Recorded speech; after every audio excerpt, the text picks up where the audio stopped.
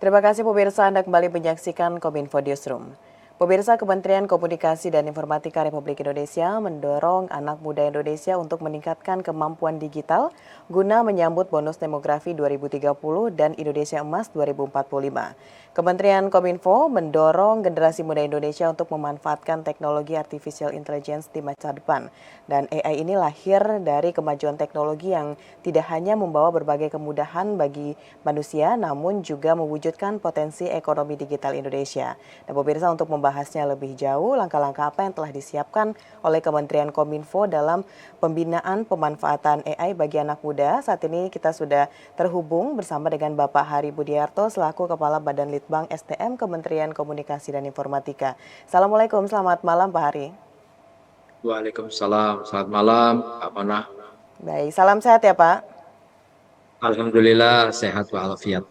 Nah, Pak Hari, ini kita membahas topik yang hangat sekali pada malam hari ini yang juga menjadi perbincangan berbagai kalangan di Indonesia mengenai AI, Pak Hari. Nah, sebelum kita masuk ke lebih jauh mengenai langkah-langkah yang telah dipersiapkan oleh Kementerian Kominfo, ini kita mengutip pidato dari Bapak Wakil Menteri Kominfo nih Pak Hari saat peluncuran AI Policy and Skilling Lab di Desember lalu. Bapak, itu Indonesia setidaknya membutuhkan 9 juta orang talenta digital pada tahun 2030 mendatang. Nah, terkait dengan hal yang disampaikan oleh Bapak Wamen tersebut, mengapa AI ini perlu dikenalkan sejak dini pada generasi muda, Pak?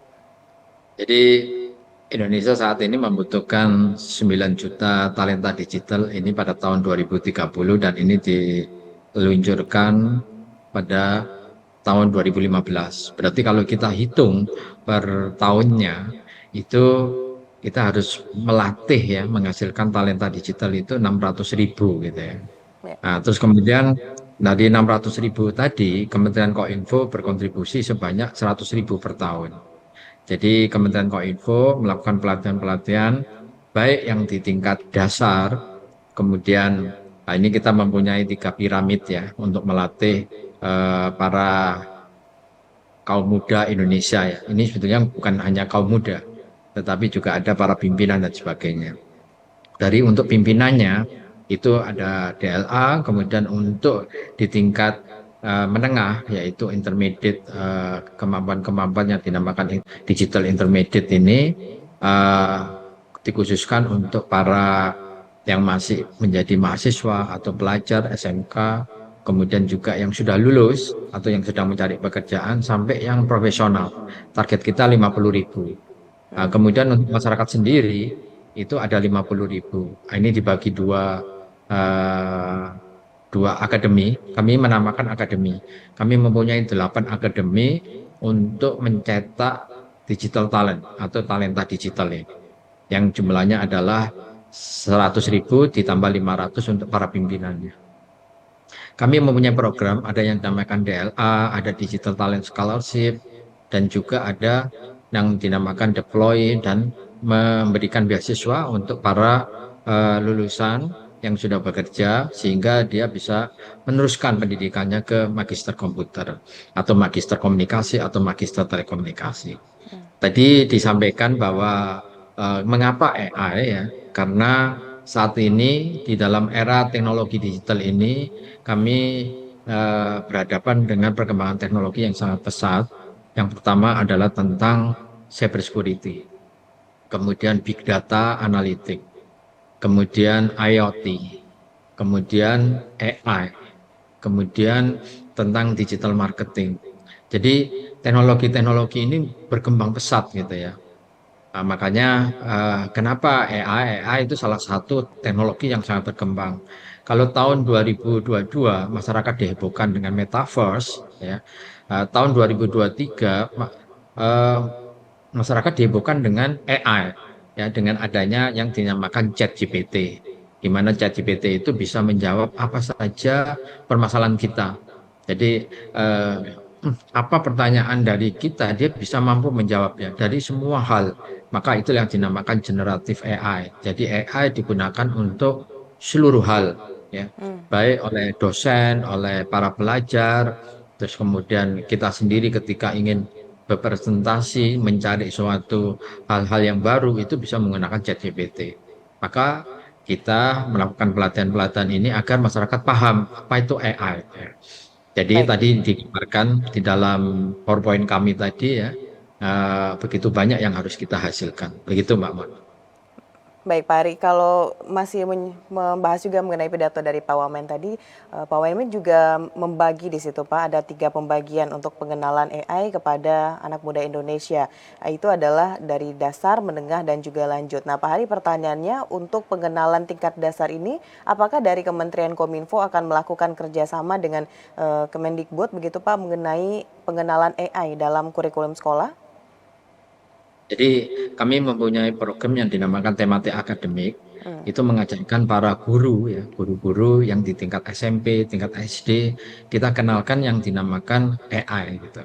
Apa itu kecerdasan artifisial? Sehingga kita harapkan para guru ini bisa menyampaikan kepada siswanya bagaimana mengenal AI, terus AI itu apa dan sebagainya. Kemudian yang di tingkat menengah pun tadi kan dibagi 3 segmen ya. Hmm. Nah, yang dasar tadi ya kita bukan mengajarkan langsung ke siswa ya, karena siswanya sangat banyak sekali. Maka supaya bisa mengejar banyak siswa yang bisa mendapatkan pengetahuan tentang AI, maka gurunya kita lakukan pembelajaran. Jadi ini kita lihat nih pelatihan kita tahun 2023 ini sebanyak 127.000 ya orang Ya. yang kita latih. Kalau kita lihat statistiknya, ternyata yang mengikuti pelatihan-pelatihan kami itu ada di usia 20 sampai 25. Berarti apa artinya? Anak-anak muda. Kemudian kalau kita lihat gendernya di sini laki antara perempuan ini hampir sama ya presentasinya. Kemudian kalau kita lihat lagi khusus untuk spesifik AI, maka peserta pelatihan kita itu ada di 3 akademi, yaitu yang Pro A ini di tingkat lanjut ya. Pro A di tingkat lanjut, kemudian FGA sama TSA ini di tingkat mahasiswa sama siswa. Hmm. Nah, kalau yang untuk siswa kita ajarkan gurunya, kemudian untuk mahasiswa kita ajarkan dosennya. Sedangkan yang sudah lulus, yang mahasiswa yang sudah lulus, langsung kita ajarkan kepada mereka. Dan itu jumlahnya ada sekitar tahun 2022 sampai 2023. Di sini jumlahnya sampai ke sekitar 2.000 sampai 3.000-an. Jadi 2.000 di tahun 2022 dan 2023 ini ada 3.000. Ini khusus untuk bidang AI gitu ya. Hmm. Tapi pelatihan-pelatihan kita kan banyak ya. Ada data science, ada cyber security, ada digital marketing, ada IoT yang tadi saya sebutkan, teknologi-teknologi yang berkembang pada era digital. Jadi itu semuanya yang merupakan tema kita. Begitu Mbak Mona. Baik, tadi sudah disinggung juga oleh Pak Hari mengenai bagaimana pengenalan AI pada tingkat menengah dan juga lanjut. Lalu kalau tingkat menengah dan juga lanjut ini apakah dikeluarkan sertifikat begitu Pak? Dan bagaimana bentuk kerjasama dari Kementerian Kominfo dengan platform digital untuk menerapkan keterampilan yang didapatkan oleh generasi muda tersebut dalam bidang AI Pak Hari? Ya, jadi kita ada 2 sasarannya untuk yang tingkat lanjut atau Mm-mm. yang tingkatnya akan mendapatkan sertifikasi.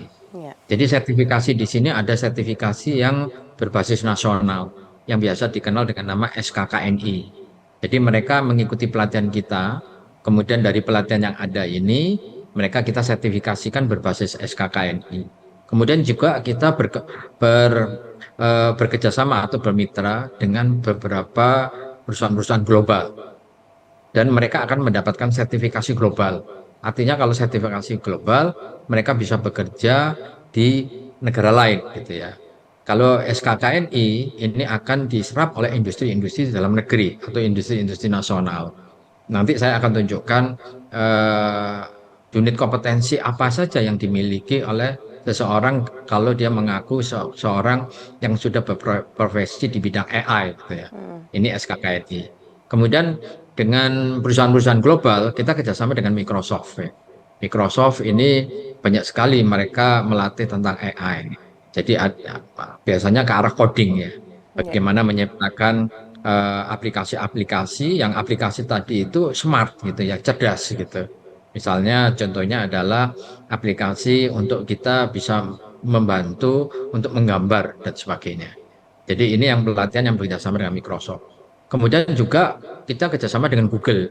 Ada AI yang dilakukan oleh Google. Biasanya kalau Google ini lebih ke arah bagaimana memprediksi bisnis ya. Jadi bisnis yang akan datang dia namakan sebagai Power BI atau Power Business Intelligence. Jadi ini basisnya juga AI. Kemudian kita kerjasama juga dengan beberapa perusahaan seperti Amazon Web Service atau AWS. Ini juga melakukan pelatihan-pelatihan di bidang AI. Terus kemudian juga dengan Alibaba Cloud. Ini juga melakukan pelatihan di bidang AI. Jadi cukup banyak vendor-vendor atau kelompok perusahaan global yang kami kerjasama untuk bisa menghasilkan talenta-talenta yang bersertifikasi global. Dan juga kita mengembangkan sendiri modul-modul yang khusus untuk industri-industri dalam negeri, yaitu berbasis SKKNI.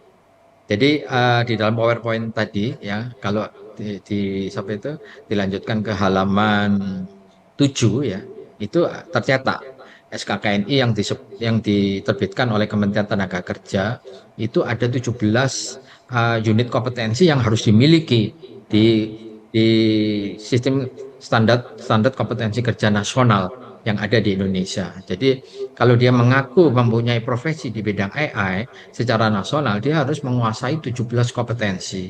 Dan 17 kompetensi ini ada di modul-modul pelatihan. Biasanya kita terapkan di akademi yang kita namakan VSGA, yaitu Vocational School Graduate Academy. Jadi kami masuk ke perguruan tinggi misalnya di Politeknik gitu ya. Kemudian apakah ada mata kuliah AI di sana? Kemudian mereka menunjukkan ada mata kuliah AI. Kemudian kita cocokkan modul-modul mereka sudah cocok nggak dengan unit kompetensi yang sebanyak 17 ini. Kalau tidak cocok, maka kita bantu untuk mencocokkan dan membuat modul-modul baru yang sesuai dengan SKKNI. Jadi nanti kalau mahasiswanya sudah lulus mata kuliah tersebut, langsung didaftarkan ke kami, maka kami mengadakan BIMTEK selama 3 hari, kemudian langsung kita ujian sertifikasi. Terus akhirnya mahasiswa tadi bisa mendapatkan sertifikasi yang berbasis pada BNSP. Kami meng-hire LSP ya untuk bisa menguji, mengakses mereka Ya. kalau modul-modul itu sudah diajarkan. Begitu Mbak Mona. Baik, di sini bisa kita lihat keseriusan dari Kementerian Komunikasi dan Informatika untuk melakukan pembinaan pemanfaatan AI bagi generasi muda. Tadi sudah bekerja sama juga dengan perusahaan global seperti yang Pak Hari sampaikan. Terakhir Pak Hari, kita juga ingin mendengarkan seperti apa arahan Bapak atau mungkin himbauan pada generasi muda Indonesia untuk bisa memaksimalkan potensi AI gitu Pak untuk masa depan Indonesia yang lebih baik lagi, dan juga bagaimana plus minus dari AI ini bagi remaja, dunia pendidikan dan juga dunia kerja. Silakan Pak Hari. Ya, jadi yang pertama kami dari Kementerian Kominfo ini akan membuka tema-tema yang cukup baru, cukup berkembang saat ini, terutama untuk generatif AI.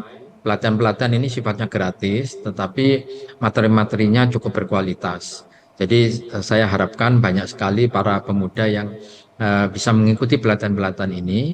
Kemudian untuk yang sudah lulus akan kita teruskan ke pemagangan. Jadi mereka setelah pelatihan maka kita akan salurkan kepada perusahaan-perusahaan yang membutuhkan talenta-talenta AI.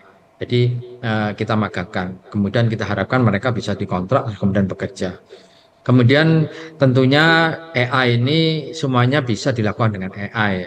Jadi saya harapkan para pemuda, para generasi muda kita yang sudah menguasai ilmu AI atau kompetensi di bidang AI ini untuk bisa memperhatikan AI etik, yaitu etika AI. Jadi etika AI ini kalau kita tidak mengikuti ini, maka kita akan bisa membuat aplikasi AI yang dibuat untuk kriminal. Ya. Jadi mudah sekali ya aplikasi-aplikasi saat ini, misalnya ada foto, terus kemudian suaranya itu direkam, kemudian dia membuat suatu kalimat yang keluar suara itu dan foto tadi itu bisa bergerak sesuai, mulutnya itu sesuai dengan yang diucapkan. Dan itu bisa dibuat kriminal gitu. Jadi makanya etika AI yang sudah dibuat oleh Kominfo dan sudah dibuat surat edarannya dari Pak Menteri ini agar bisa ditaati gitu ya. Ya. Agar apa? AI yang sudah dibuat, sudah dikembangkan dengan berbagai aplikasi yang ada, ini tidak disalahgunakan. kita harapkan dengan menguasai etika AI itu, maka AI yang sudah diaplikasikan ini betul-betul akan bermanfaat, nih. Bermanfaat bagi kita semua, sehingga bisa menciptakan lapangan pekerjaan baru, sehingga bisa mensejahterakan masyarakat itu sendiri. Begitu Mbak Mona. Baik, di garis bawahi berarti generasi muda Indonesia harus cerdas untuk memanfaatkan teknologi AI yang ada saat ini.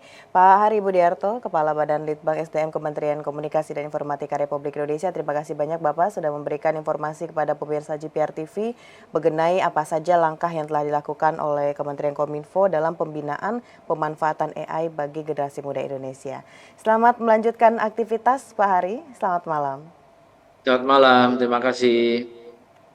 Baik pemirsa, itulah dialog kita pada Kominfo Newsroom kali ini. Usai jeda pariwara, kami akan kembali dengan informasi lainnya. Tetaplah bersama Kominfo Newsroom.